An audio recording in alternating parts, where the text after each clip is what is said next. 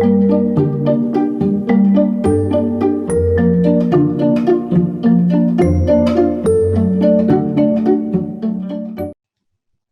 I'll take a question from Anjali Singh.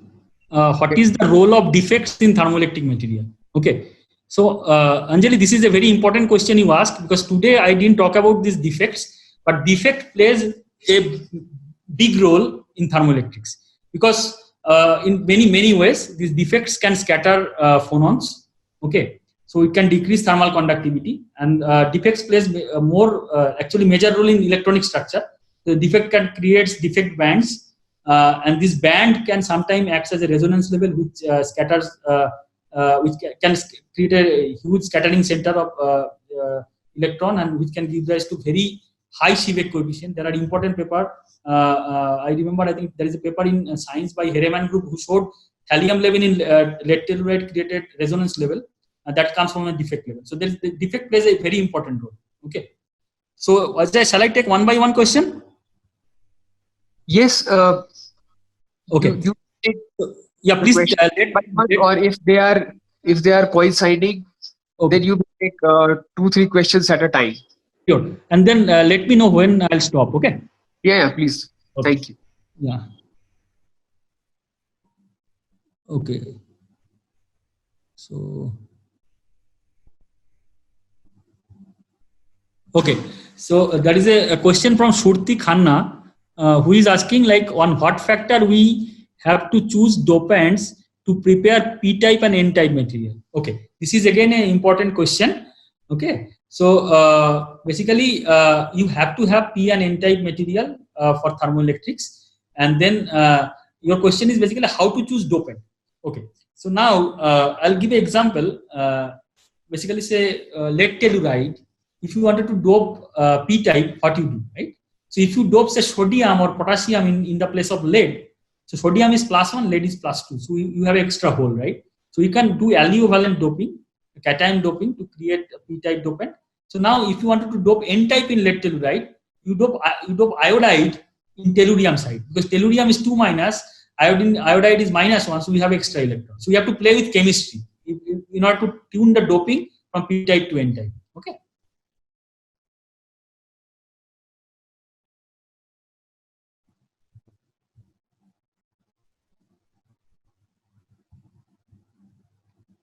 Okay, so this is a question from Yashika Sharma. She is asking, how can we use thermoelectric material in solar devices to reduce the heat generation in solar device? Okay, so this is a new field is coming up. So this rather tells the name of the field is solar thermoelectrics. So basically, I have told a line in the introduction, but I have not elaborated it. So basically, we have solar plane almost everywhere, right? But it converts basically solar light, and it generates electron and hole pair, and gives rise to electricity from solar light.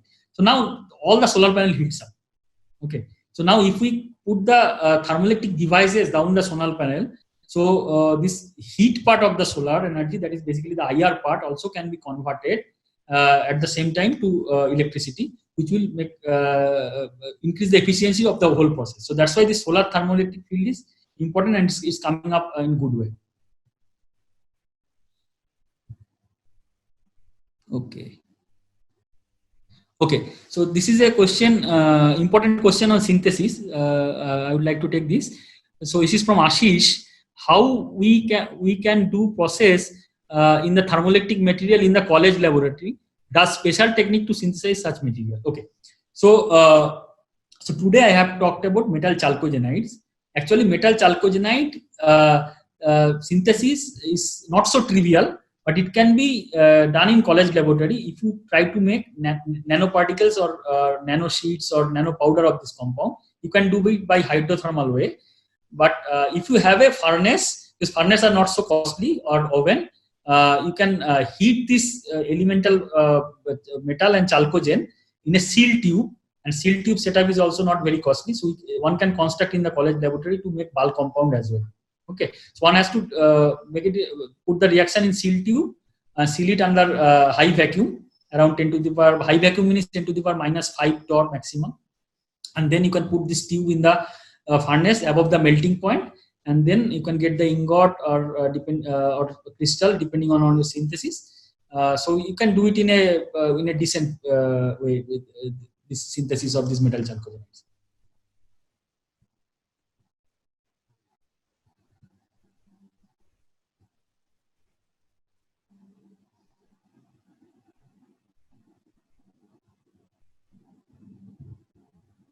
Okay, so one question from Riddhi Manna. What does S high Seebeck coefficient mean for a material? Okay, this is a real fundamental question. So high Seebeck coefficient meaning basically how much voltage one material is generating per unit temperature difference. Okay, so now I'll give a like simple example. Now I take a say solid piece, and then I give two temperature difference, like say T1 and T2, and this temperature difference can be denoted by delta T, which is basically I can give say 5-degree difference, 10-degree difference, or 30-degree difference. And after giving the temperature difference 5, 10, and 30, I get certain amount of voltage from two different from this material, and I plot this voltage versus delta T, and this slope is basically Seebeck coefficient. Okay, so if one material can generate this high voltage with a unit temperature difference, so that means this material shows high Seebeck coefficient. Okay, so that it comes from basically the charge segregation. If I tell you the microscopic picture, so basically segregation of hot electron or cold electron into different end, and it generates basically a high Seebeck coefficient, and that depends totally on the material's property. Okay, so I'll take a important question. It's more related to the application. So can you explain what was the thermoelectric market in India? Any companies working in it? Okay, so thermoelectric, in my opinion, the thermoelectric market in India is huge. Okay, for example, we have many power plants from starting from NTPC. We have a thermal power station. We have cement power plant. We have oil refineries. We have steel power plants. So all these power plants, every day lots of waste heat is rejected. Okay, so can we capture that waste heat and convert it to electricity? This is one. And then we have many number of vehicles in the road, starting from 2-wheelers to 4-wheelers to heavy trucks, and we only use 30% of the petrol and diesel to run the car, run the vehicle, but 60 to 70% waste from the waste heat, exhaust pipe. So if we can combine thermoelectric device, if we can install thermoelectric device in the exhaust pipe and then charge the battery of the vehicle, basically we can make this vehicle much more fuel efficient. And then we have like huge village area, right? And village area still people cooks in basically stoves, okay, wood stoves. And then if we can install thermoelectric devices, all these kind of wood stoves, basically from the heat generated from the wood stove can convert this basically heat to electricity, and that electricity can be used for charging a mobile phone or growing a low wattage bulb. So there are several applications for thermoelectric in India. Also for like there are several other applications, but depending on the different temperature range. So I think it's a good starting point to do research in thermoelectric in India.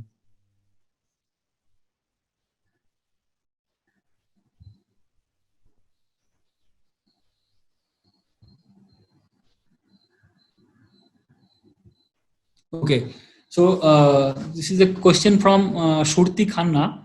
She is asking, is there any advantage for having porous structure for thermoelectric material for better thermoelectric performance? Okay, this is a good question.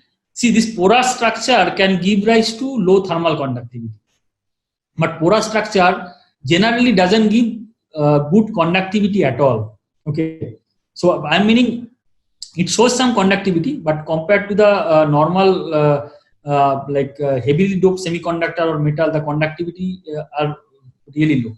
So it can be used for low thermal conductivity application, but as per my knowledge, it may not be good for total thermoelectric, where you need good conductivity as well as low thermal conductivity.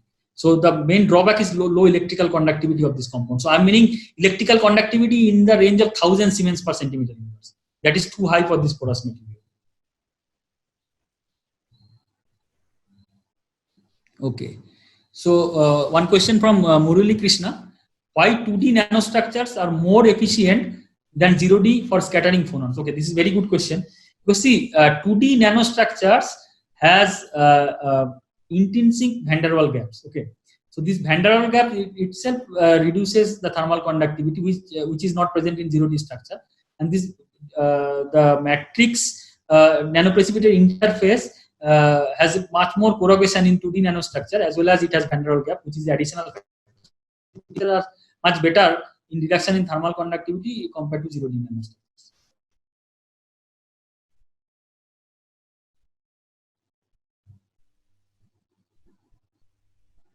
Okay, so okay, so this is a question from Sriparna Mukherjee: how coupling of acoustic and optical modes results in scattering of heat? Okay, this is a very good question. This is a fundamental question, because see, generally acoustic phenomena, which are, as I told you, which are nothing but the sound waves, carries the heat from one end to another end of a solid material. So now there is always a gap between acoustic phonon and optical phonon in a normal semiconductor. If you see silicon, just now you can Google it right now, you can see there is a huge gap between optical phonon and acoustic phonon energy, right?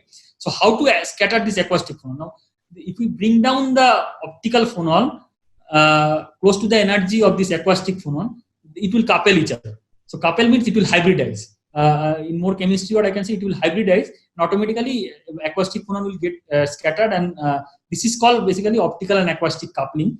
So if I wanted to tell more engineering way, is basically this is a strain phonon coupling, you can say. Okay, this is nothing but a strain phonon coupling as well. Okay, so the question is, what is the order of ZT in this material? So I already showed a plot. We have a ZT of around 2 to 2.5. We get very frequently in our lab nowadays. So the ZT values are quite high in this material. So somebody asked a question: what is a centrosymmetric compound? Okay, so this comes from a group theory. So center of symmetry means basically the eye symmetry, and it is generally present in octahedral crystal or basically face-centered cubic crystal. So please check a very basic chemistry book to understand the center of symmetry.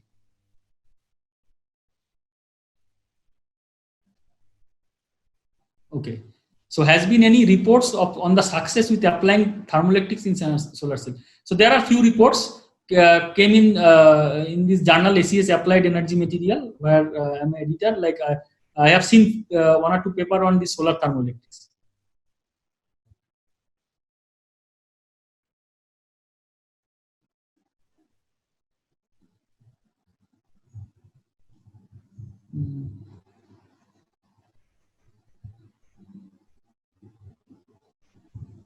So if we use, this is a question from Obipsa Mohanty. If we use a thermoelectric nanowire, then how can we minimize lattice thermal conductivity using Raman spectroscopy? So I didn't get the question properly. So Raman spectroscopy, you can probe the phonon, but you cannot minimize the lattice thermal conductivity. But this nanowire can show low lattice thermal conductivity due to boundary scattering, because this nano dimension, this phonon can be scattered easily at the boundary, at the boundary of this nanowire. And this is well known from the work of Pedong Yang as well as Arun Majumdar from Berkeley.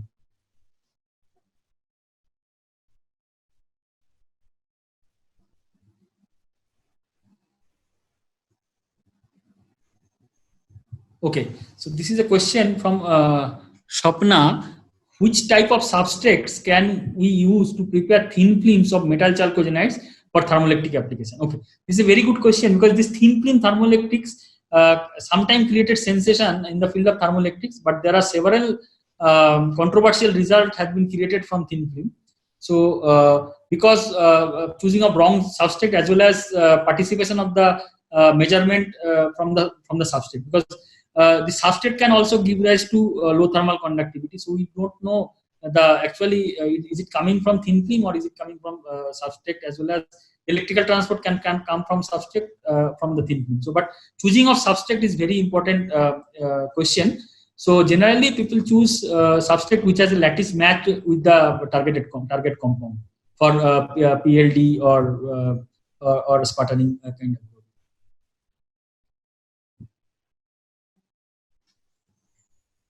So what does the negative phonon frequency mean?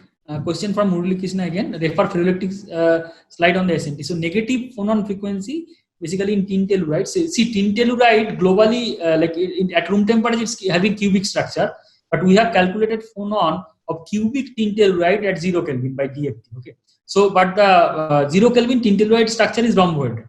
So, as soon as we calculate this cubic tin telluride phonon, because 0 Kelvin cubic phonon, cubic tin telluride is not stable. It shows negative phonon frequency, and it shows clearly which phonon actually getting destabilized to generate this rhomboid structure. So these three degenerate optical phonons basically creates ferroelectric instability in this tin telluride. And this negative phonon frequency means basically the instability, and you can identify which phonons are creating this instability.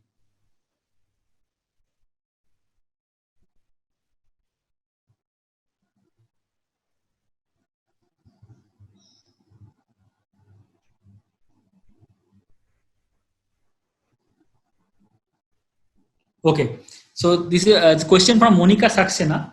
I feel this question is interesting because is there no hope for sulfides in thermoelectrics as tellurium? Okay, so this is a real important question you asked, because actually sulfides has a better hope than tellurium, because sulfide is much cheaper compared to tellurides. Okay, but the problem with sulfide is sulfides is having basically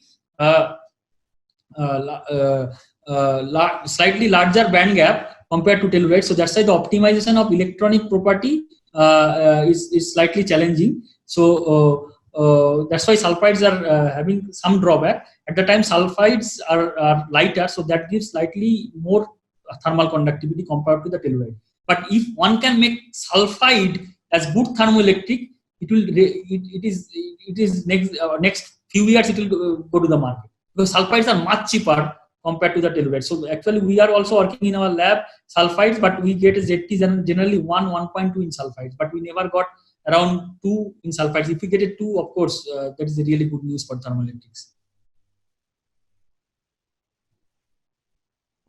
Okay. So Navita Jhakar question is, in tin telluride none of the element is magnetic, then how it could be show ferroelectricity? Okay.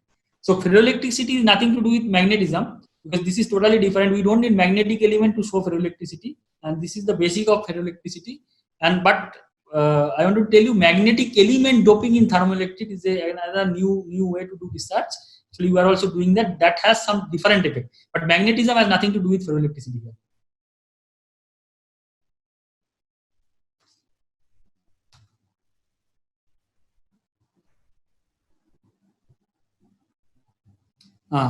So Swarup Ghosh, the question is, as in case of tin telluride, the material show phase transition of ferroelectric to paraelectric always have a low thermal conductivity. Yeah. So actually this has been seen for germanium telluride. So there are always we see a dip when there is a transition, because this whenever we have a ferroelectric phase, it will show ferroelectric instability and lower the energy of optical phonon. Okay. Okay. So what is the state of art Z value of SNSE theoretically and experimentally? The experimentally, SNSE single crystal has a value of 2.6. Now right now 2.8, and for nanoparticle or bulk material, its highest is 2.1, which we made.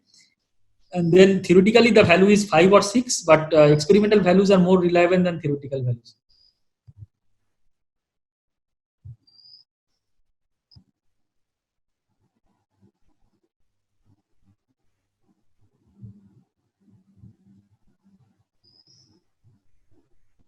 Okay, so what are the most widely used preparation of thermoelectric material with repeatability in industry? So the most widely used and the repeatable synthesis for thermoelectric is seal tube reaction.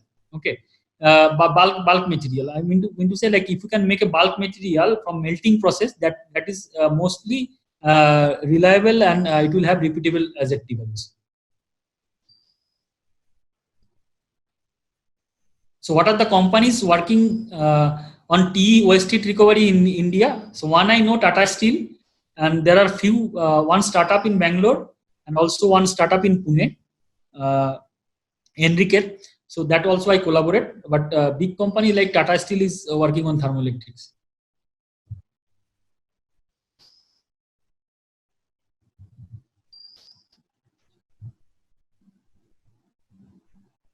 Okay.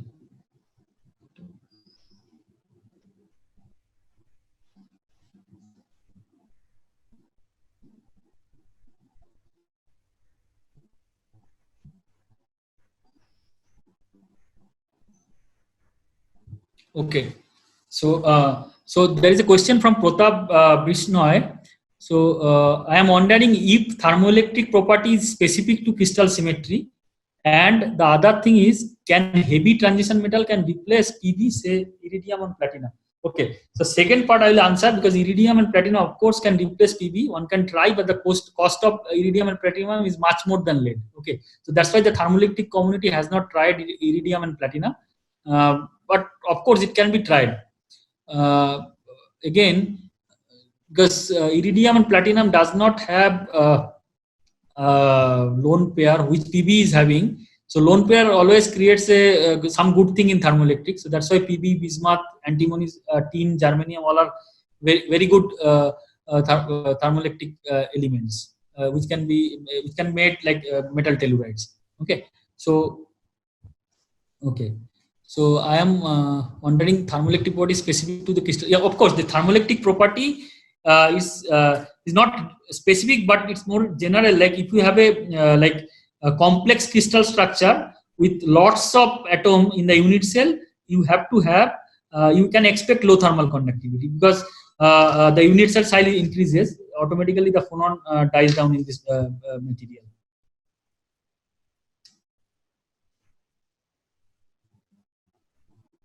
Okay, so there is a question from Annapurni. How does dopant concentration play a role in this material? Okay, so I have told this already, but dopant concentration plays big role in this material, because depending on the dopant concentration, the carrier concentration varies, which actually tunes the electronic transport, such as electrical conductivity and Seebeck coefficient. So dopant concentration plays a big role. So Sonam Verma is asking, what band gap energy it should be good for thermoelectric material. So band gap energy generally for good thermoelectric is in between 0.1 to 0.5 electron volt. Very low band gap semiconductor we need. Okay. Mohammad Istiaq is asking an important question. Can we expect rattling from alkali or alkaline earth metal? Okay, very good. So there's a compound called sodium cobaltate, which shows low thermal conductivity. There was a paper in Nature Material, I forgot exactly which year, from a Japanese group. So that has a rattling concept from sodium.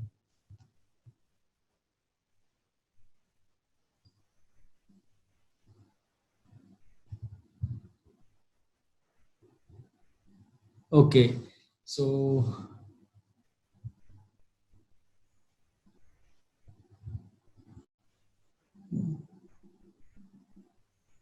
okay, so there is a question: is what way electron density distribution study support for thermoelectric material? Of course, this is very important to understand the electronic transport. But today I have not talked about electronic transport. Mostly I have talked about phonon transport. But electron density distribution actually tells you about the bonding, and from bonding actually develops the electronic structure. That way you can basically understand more and more about the electronic transport part of thermoelectric. Okay, so there is a question from Devashree. What is the scope of well-known 2D material like graphene, black phosphorus, MOS2, WSE2 in the field of thermoelectric? Okay, so for thermoelectric, if I talk about above room temperature application, so this material does not show very high safety, because graphene is constructed. Graphene has very high thermal conductivity. Okay. very high electrical conductivity, but we don't need very high electrical conductivity as well. And graphene is constituted with light carbon elements, so we don't expect very low thermal conductivity with graphene, but people have not got good ZT. Black phosphorus same. And MOS2, WaC2, MOS2 is not really good for thermoelectric for above room temperature application, but WaC2 may show some low thermal conductivity. There is a paper in Science in WaC2, but thermal conduction is ultra low, but electrical conduction has not explored properly in WaC2. So, Professor Biswas? Yeah. Yeah, sorry to interrupt. We request you to take the last 2-3 questions. Yeah, I'm taking the last one right now. Okay. Yeah. Okay. So there is a technical question. How can you show presence of defect in our system? Okay. So defect, if you wanted to see the direct way that this defect or vacancy in your system, the best experimental technique I know is positron annihilation spectroscopy. I have a very good collaborator who is Dr. Dittor Sarnal from VCC Kolkata, who can do convincingly positron annihilation spectroscopy to show you exact defect concentration and what is the defect. Okay. Okay. Thank you, Ajay. Yeah, thank you, Professor Biswas, for the exciting and insightful talk and addressing around 100 questions. So I think the audience must have enjoyed this, and the audience who have not got answers or they have any query, they may write email to you at the same time. Sure. So we'll be sharing the recording of this session after edited, and we'll share it on our ACS India webpage. So it will come on soon. So thank you again for joining with us. We'll be back with other session, other exciting talk in this series. Till then, stay healthy and stay safe. So thank you very much for joining with us. Thank you, Ajay, for hosting me. It's really a nice experience.